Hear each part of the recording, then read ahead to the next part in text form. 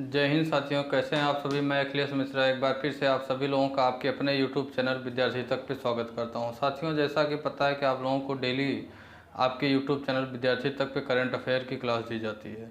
उसी क्रम में साथियों, आज मैं फिर से करंट अफेयर के कुछ महत्वपूर्ण क्वेश्चन लेके आया हूँ, जो कि वनडे एग्जाम्स अर्थात किसी भी कम्पिटेटिव एग्जाम्स में 3 से 4 क्वेश्चन पूछे जाते हैं, जो कि अपनी महत्वपूर्ण भूमिका निभाते हैं।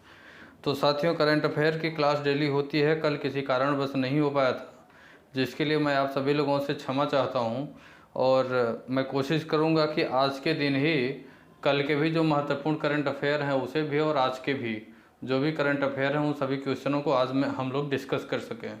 ठीक है, थोड़ा सा टाइम लग सकता है क्योंकि क्वेश्चन ज़्यादा हैं, कुछ महत्वपूर्ण जानकारियाँ हैं जो कि डिस्कस करना काफ़ी ज़रूरी है। तो इसलिए थोड़ा सा आप लोग टाइम दीजिएगा और अपना स्नेह अपने यूट्यूब चैनल विद्यार्थी तक पे बनाए रखिएगा।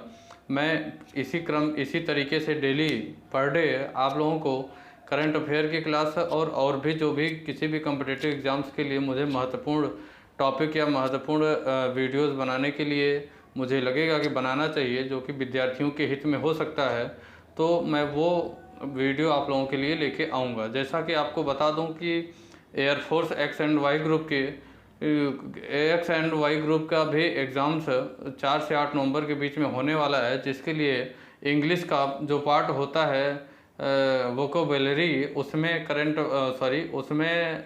सिनोनिम्स एंड एंटोनिम्स के कुछ महत्वपूर्ण सिनोनिम एंड एंटोनिम करवाए जा रहे हैं, जो कि प्रीवियस ईयर एग्जाम्स में आए हुए हैं, और कुछ नए भी सिनोनिम्स एंड एंटोनिम्स करवाए जा रहे हैं, जो कि एग्ज़ाम के पॉइंट ऑफ व्यू से काफ़ी महत्वपूर्ण हैं। तो चलिए साथियों, फिलहाल अभी ये हमारी क्लास करंट अफेयर की क्लास होती है, जो कि पर डे आप लोगों को दिया जाता है। कोशिश किया जाएगा कि आज के ही क्लास में कल के भी जो भी महत्वपूर्ण क्वेश्चन है उसे भी कवर कर लिया जाए, और आज के जो हैं वो तो किया ही जाएगा।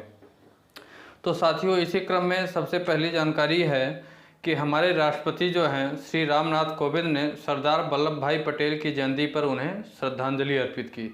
31 अक्टूबर 2020 को हमारे भारत के राष्ट्रपति श्री रामनाथ कोविंद ने सरदार वल्लभ भाई पटेल की जयंती पर उन्हें श्रद्धांजलि अर्पित की। साथियों, यहाँ पे हमारी पहली जानकारी है, राष्ट्रपति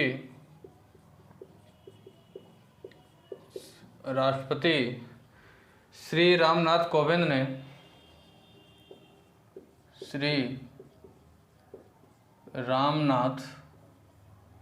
साथियों श्री रामनाथ कोविंद है, गोविंद मत समझिएगा।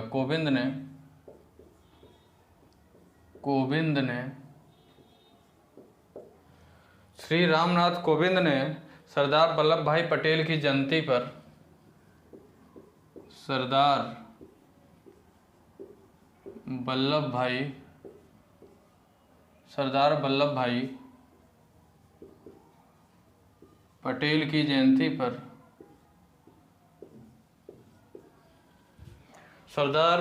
पटेल की जयंती पर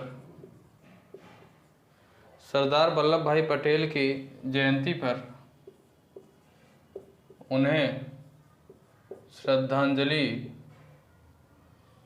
उन्हें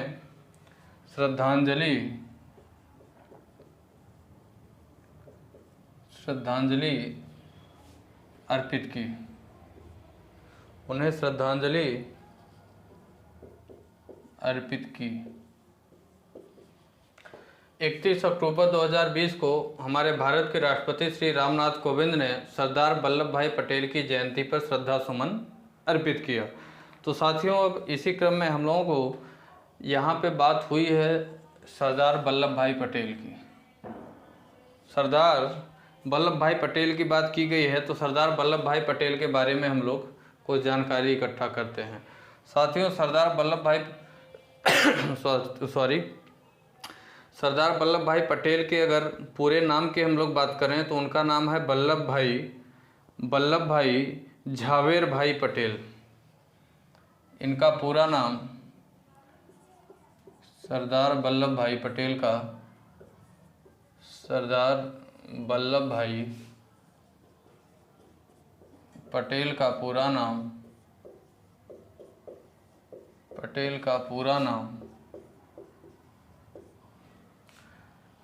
पूरा नाम वल्लभ भाई झावेर भाई वल्लभ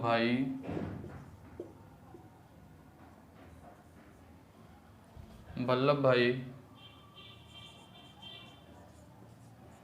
झावेर भाई पटेल जी था।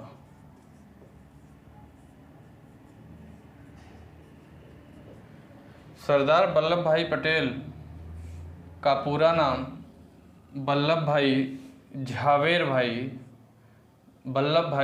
भाई पटेल जी था। और अगर बात किया जाए तो इन्होंने भारत के पहले उप प्रधानमंत्री के रूप में कार्य संभाला था। सरदार वल्लभ भाई पटेल की अगर बात किया जाए तो इन्होंने भारत के पहले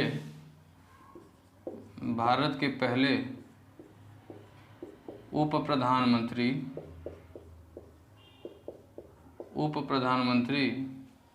के रूप में कार्य संभाला था।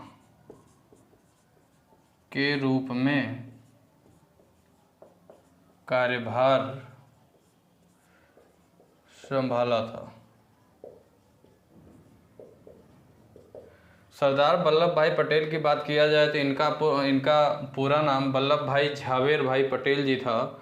इनके अगर वल्लभ भाई पटेल की बात किया जाए तो इन्होंने भारत के पहले उप प्रधानमंत्री के रूप में कार्यभार संभाला था। साथियों, अगर सरदार वल्लभ भाई पटेल के जन्म की बात किया जाए तो इनके जन्म की बात किया जाए तो 31 अक्टूबर 1875 को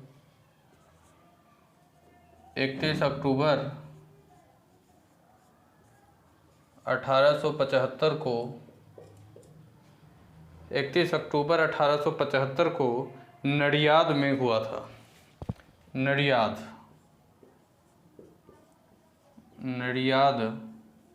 जो कि गुजरात राज्य में स्थित है।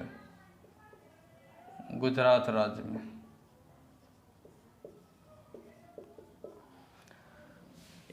सरदार वल्लभ भाई पटेल का जन्म 31 अक्टूबर 1875 को नडियाद गुजरात में हुआ था। अगर इनके मृत्यु की बात किया जाए तो इनकी मृत्यु 15 दिसंबर 1950 को हुई थी। सरदार वल्लभ भाई पटेल की अगर मृत्यु की बात किया जाए तो 15 दिसंबर 1950 को मृत्यु 15 दिसंबर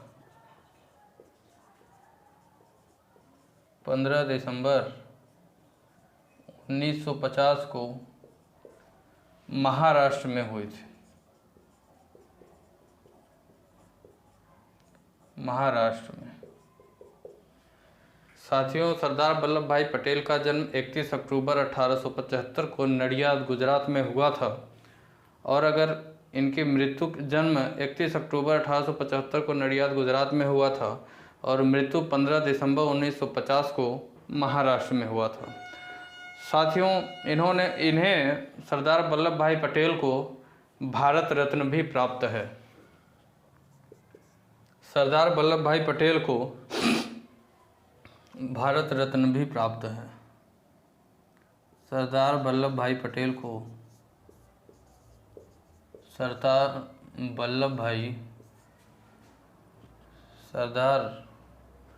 वल्लभ भाई पटेल को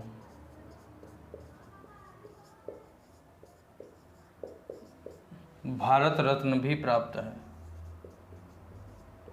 भारत रत्न भी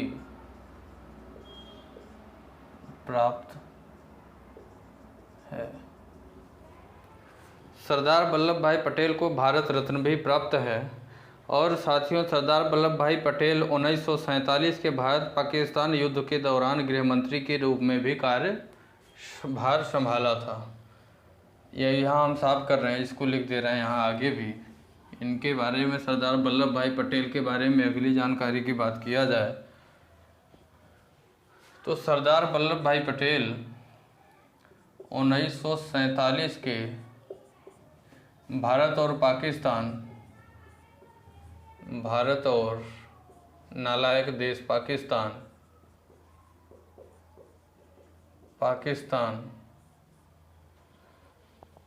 भारत और पाकिस्तान युद्ध के दौरान 1947 के भारत और पाकिस्तान युद्ध के दौरान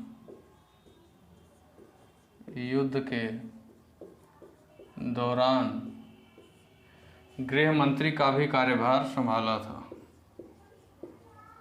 गृह मंत्री का भी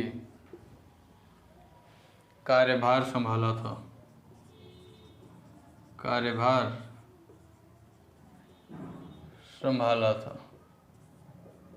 ये सारे क्वेश्चन आपके एग्जाम के पॉइंट ऑफ व्यू से महत्वपूर्ण हैं। सरदार वल्लभ भाई पटेल 1947 में भारत और पाकिस्तान के बीच जो भी युद्ध हुआ था उस समय ये भारत के गृह मंत्री थे, और जब ये गृह मंत्री थे उस समय भारत के प्रधानमंत्री पंडित जवाहरलाल नेहरू हुआ करते थे। 1947 में जब और भारत और पाकिस्तान के बीच युद्ध हुआ था उस समय सरदार वल्लभ भाई पटेल भारत के गृह मंत्री थे, और अगर प्रधानमंत्री की बात किया जाए तो उस समय भारत के प्रधानमंत्री पंडित जवाहरलाल नेहरू हुआ करते थे। ये साथियों हमारे पहली जानकारी है, इसे आप लोग नोटिस कर लें। अब अगर दूसरी जानकारी की बात करें, इसी क्रम में जो भी महत्वपूर्ण जानकारी है करंट अफेयर से संबंधित, उसमें अगर बात किया जाए तो प्रधानमंत्री ने एकीकृत बुनियादी पाठ्यक्रम आरंभ के दूसरे संस्करण में भारतीय सिविल सेवा के प्रशिक्षु अधिकारियों के साथ संवाद किया। हमारे भारत के जो प्रधानमंत्री नरेंद्र मोदी जी हैं वो एकीकृत बुनियादी पाठ्यक्रम आरंभ के दूसरा संस्करण, पहला संस्करण 2019 में हुआ था और दूसरा संस्करण 31 अक्टूबर 2020 को हुआ। तो उसमें वो जो भी हमारे भारत के भारतीय सिविल सेवाओं के प्रशिक्षु अधिकारी जो भी हैं उनके साथ उन्होंने संवाद किया। इसे हम यहाँ से हटाते हैं, अगली जानकारी को नोटिस करेंगे।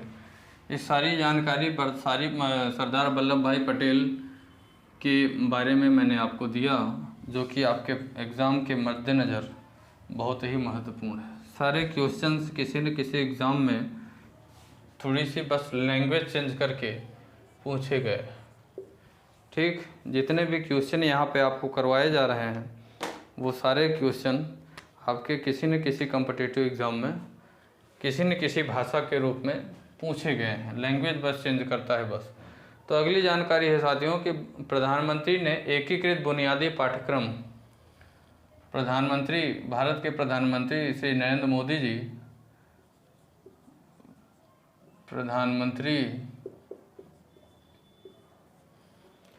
प्रधानमंत्री ने एकीकृत बुनियादी पाठ्यक्रम ने एकीकृत बुनियादी कार्यक्रम आरंभ, इस कार्यक्रम का नाम आरंभ है। प्रधानमंत्री ने एकीकृत बुनियादी कार्यक्रम आरंभ के दूसरे संस्करण में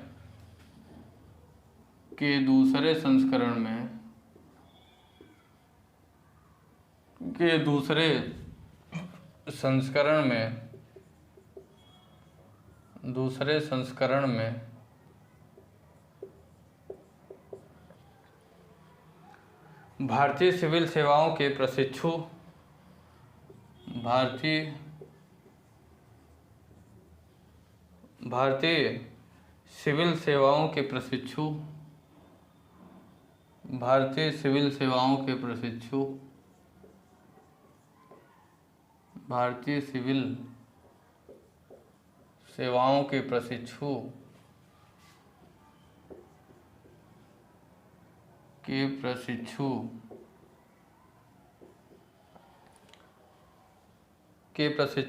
अधिकारियों के साथ संवाद किया। अधिकारियों के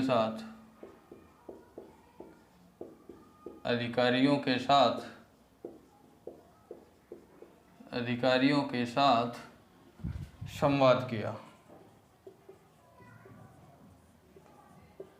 हमारे भारत के प्रधानमंत्री श्री नरेंद्र मोदी जी ने एकीकृत बुनियादी कार्यक्रम आरंभ के दूसरे संस्करण में भारतीय सिविल सेवाओं के प्रशिक्षु अधिकारी जो भी हैं उनके साथ इन्होंने संवाद किया। संवाद क्या किया इन्होंने कि युवा अधिकारियों से राष्ट्र और हितों के अनुरूप राष्ट्र के हित के अनुरूप निर्णय लेने का आह्वान किया कि राष्ट्र और राष्ट्र के हित में आप कोई ऐसा निर्णय ले जो कि हमारे युवा मतलब राष्ट्र के हित के अनुरूप हो, उसका आह्वान किया। और एकीकृत बुनियादी पाठ्यक्रम आरंभ केवल एक शुरुआती नहीं है। प्रधानमंत्री नरेंद्र मोदी ने कहा कि एकीकृत बुनियादी पाठ्यक्रम आरंभ यह केवल एक शुरुआत नहीं है बल्कि एक नई परंपरा का भी प्रतीक है। ऐसा प्रधानमंत्री लोक सेवकों से देश को आत्मनिर्भर बनाने के पाठ्यक्रम में वोकल फॉर लोकल का मंत्र अपनाने का आग्रह किया। हमारे भारत के प्रधानमंत्री ने हमारे जो भी सिविल सेवाओं के प्रशिक्षु अधिकारियों के साथ संवाद किया, उस संवाद के बीच में भी प्रधानमंत्री लोक सेवकों से देश को आत्मनिर्भर बनाने के प्रयासों में वोकल फॉर लोकल का मंत्र अपनाने के लिए कहा। श्री प्रधानमंत्री नरेंद्र मोदी ने गुजरात के केवड़िया से वीडियो कॉन्फ्रेंसिंग के जरिए इन्होंने यह जो भी अधिकारियों से संवाद किया, यह गुजरात के केवड़िया से वीडियो कॉन्फ्रेंसिंग के जरिए वीडियो कॉन्फ्रेंसिंग के जरिए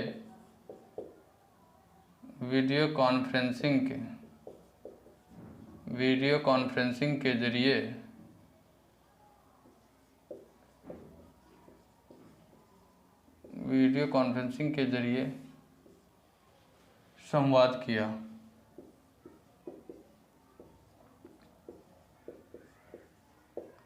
वीडियो कॉन्फ्रेंसिंग के जरिए संवाद किया और उन्होंने कहा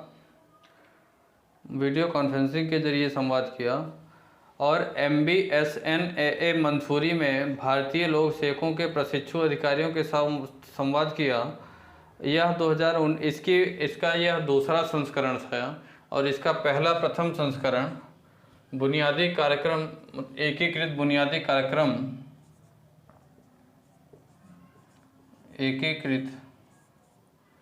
बुनियादी कार्यक्रम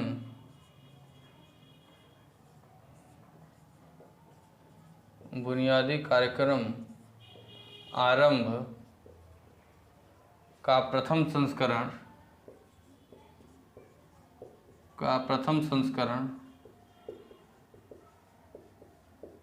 2019 में आयोजित किया गया था। 2019 में आयोजित किया गया था।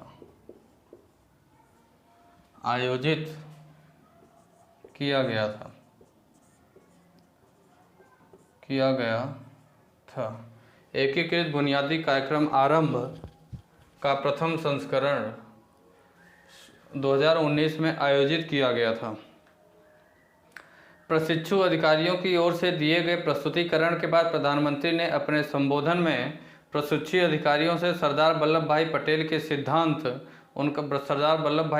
सिद्धांत था, देश के नागरिकों की सेवा ही एक लोक सेवक का सर्वोपरि कर्तव्य है।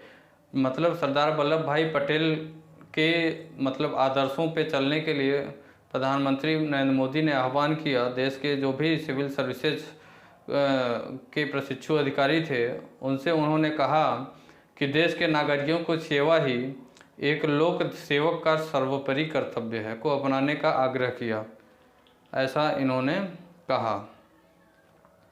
प्रधानमंत्री ने जोर देते हुए कहा कि इस्पाती ढांचे का ध्यान प्रतिदिन के कार्यों के संचालन का होने के बजाय राष्ट्र की प्रगति के लिए कार्य करना होना चाहिए और संकट की स्थितियों में यह सबसे बड़ी अहम हो जाता है। किसी भी संकट के समय इस्पाती ढांचे या दिन प्रतिदिन के कार्यों का संचालन होने के बजाय राष्ट्र प्रगति के कार्य करना होना चाहिए, यह सबसे अधिक अहम हो जाता है, ऐसा हमारे भारत के प्रधानमंत्री नरेंद्र मोदी ने कहा। हमारे भारत के प्रधानमंत्री जो भी प्रशिक्षु थे उनसे संवाद के दौरान ऐसी बातें इन्होंने कहा।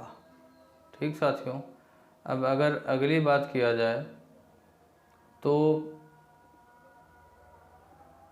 हमारे भारत के प्रधानमंत्री अहमदाबाद के केवड़िया में प्रधानमंत्री ने अहमदाबाद में केवड़िया और साबरमती रिवरफ्रंट के बीच समुद्री विमान सेवा का उद्घाटन किया। समुद्री विमान सेवा का उद्घाटन किया। साथियों, यहाँ पे एक बात आई थी, गुजरात राज्य की बात की गई थी। चलिए अभी उसकी बात करते हैं, हम लोग आगे कर लेंगे गुजरात राज्य की।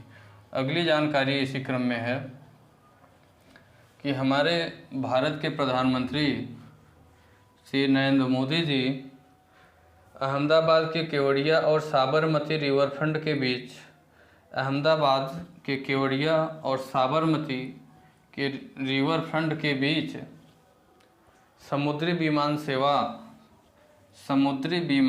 का उद्घाटन किया। समुद्री विमान सेवा का उद्घाटन किया। प्रधानमंत्री ने अहमदाबाद में केवड़िया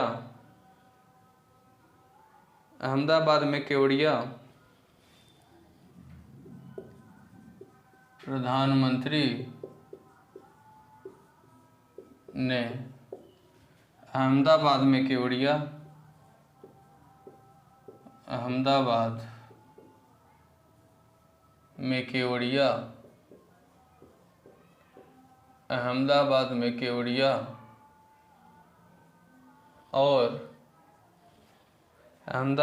केवड़िया और साबरमती रिवरफ्रंट के बीच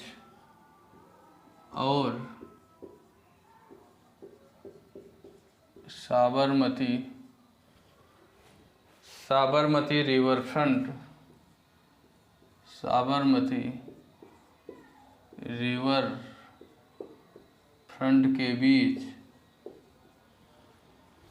रिवरफ्रंट के बीच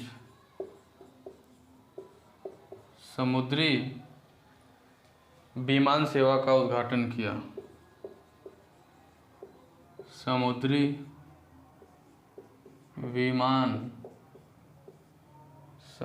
विमान सेवा का उद्घाटन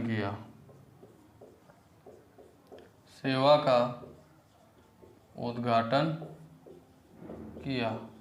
प्रधानमंत्री नरेंद्र मोदी ने अहमदाबाद में केवड़िया और साबरमती रिवरफ्रंट के बीच समुद्री विमान सेवा का उद्घाटन किया। साथियों, नरेंद्र मोदी ने अहमदाबाद में साबरमती रिवरफ्रंट में जलीय हवाई अड्डे का उद्घाटन किया। मतलब रिवरफ्रंट समुद्री विमान सेवा अर्थात जलीय हवाई अड्डे का उद्घाटन किया। जलीय हवाई अड्डे का उद्घाटन किया। जलीय हवाई अड्डे का उद्घाटन।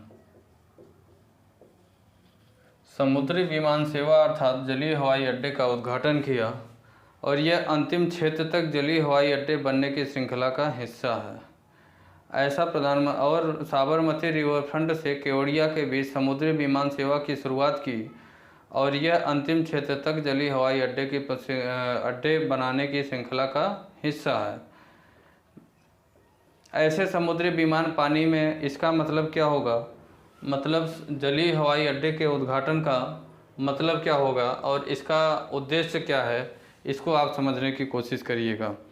ऐसे समुद्री विमान पानी में उतर सकेंगे, वह वहीं से उड़ान भी भर सकेंगे। मतलब विमान पानी में उतरेंगे और वहीं से वो उड़ान भी भर सकेंगे और उन क्षेत्रों के लिए अधिक उपयोगी है। मतलब यह सेवा जो जलीय हवाई अड्डे का उद्घाटन किया गया है, यह उन क्षेत्रों के लिए ज़्यादा उपयोगी होगा जहां ज़मीन पर उतरने या रनवे की सुविधा नहीं है, जहां ज़मीन पर विमान को उतरने की सुविधा और रनवे अर्थात उड़ान भरने की सुविधा उपलब्ध नहीं है। यह उन भौगोलिक क्षेत्रों से संपर्क करने की दिशा में मददगार हो सकता है जहां दुर्गम क्षेत्रों की वजह से अनेक चुनौतियां हैं। इस सुविधा से देश के दूर दराज के क्षेत्र विमान की मुख्य धारा में आ रहे हैं। यहाँ हवाई अड्डे तथा रनवे बनाने पर कुछ भी लागत नहीं आएगी। ऐसे छोटे पंखों वाले विमान जलीय क्षेत्र जैसे झीलों, बांधों, अप्रवाही जल, विजरी युक्त क्षेत्र और घास भूमि पर भी उतर सकते हैं और अनेक पर्यटन क्षेत्र में इनसे संपर्क सुविधा आसानी से मिल सकती है। इनके उद्घाटन का यह मुख्य उद्देश्य था साथियों, कि यह जहां उन सुदूर क्षेत्रों में भी हो सकेगा और विमान वहां उतर सकेगा जहां पे विमानों को उतरने की सुविधा नहीं थी, ऐसा इन्होंने बताया। अब दूसरी बात है साथियों कि प्रधानमंत्री ने गुजरात के केवड़िया में एकता दिवस समारोह में भी हिस्सा लिया। प्रधानमंत्री नरेंद्र मोदी ने गुजरात के एकता दिवस समारोह में भी हिस्सा लिया। हमारे भारत के प्रधानमंत्री नरेंद्र मोदी ने एकता दिवस समारोह में एकता दिवस के अवसर पर इन्होंने एकता संकल्प लिया और एकता दिवस परेड में सहभागिता की। भारत अपनी संप्रभुता और अस्मिता की रक्षा के लिए पूरी तरह तैयार है, ऐसा प्रधानमंत्री नरेंद्र मोदी ने कहा। प्रधानमंत्री एक मजबूत आत्मनिर्भर भारत के लिए 130 करोड़ भारतीय कार्यरत प्रधानमंत्री देश की सुरक्षा और सुरक्षा बलों के मनोबल को बढ़ाने के लिए राजनीतिक पार्टियों से आतंकवाद का समर्थन नहीं करने का आग्रह किया। आतंकवाद के बढ़ते खतरे के खिलाफ अंतर्राष्ट्रीय समुदाय से एकजुट होने का आह्वान किया। तो साथियों, यहाँ पे एक बात गुजरात की आ रही है, बार बार गुजरात की भी बात आ रही है, तो गुजरात के भी बारे में थोड़ा सा हम लोग यहाँ डिस्कस करते हैं। तो साथियों, अगर बात किया जाए तो गुजरात राज्य की स्थापना 1 मई 1960 को किया गया था। गुजरात राज्य की गुजरात राज्य की स्थापना 1 मई 1960 को किया गया था। 1 मई 1960 को किया गया था और यहाँ की राजधानी, गुजरात की राजधानी गांधीनगर है। गुजरात की राजधानी गांधीनगर, गुजरात की राजधानी गांधीनगर और यहाँ का सबसे बड़ा नगर अहमदाबाद है। गुजरात राज्य का सबसे बड़ा नगर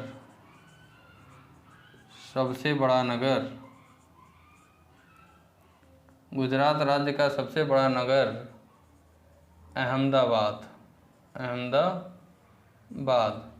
गुजरात राज्य का सबसे बड़ा नगर अहमदाबाद है और यहाँ की राजभाषा गुजराती है।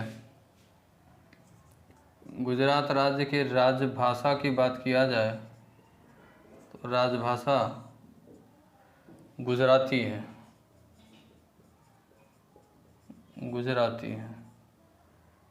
गुजराती। और अब बात किया जाए तो यहाँ के राज्यपाल आचार्य देवव्रत और मुख्यमंत्री विजय रूपाणी हैं। यहाँ के गुजरात राज्य के राज्यपाल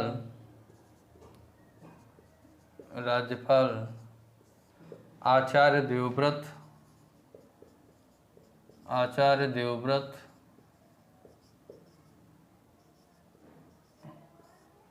और मुख्यमंत्री, यहाँ के मुख्यमंत्री की बात किया जाए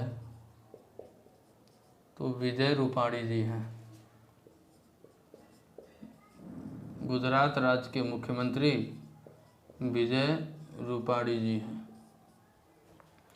और अगर गुजरात के विधानसभा, राज्यसभा और गुजरात के विधानसभा, लोकसभा और राज्यसभा की सीटों की बात किया जाए तो गुजरात के अगर विधानसभा, राज्यसभा और लोकसभा के सीटों की बात किया जाए तो विधानसभा 182,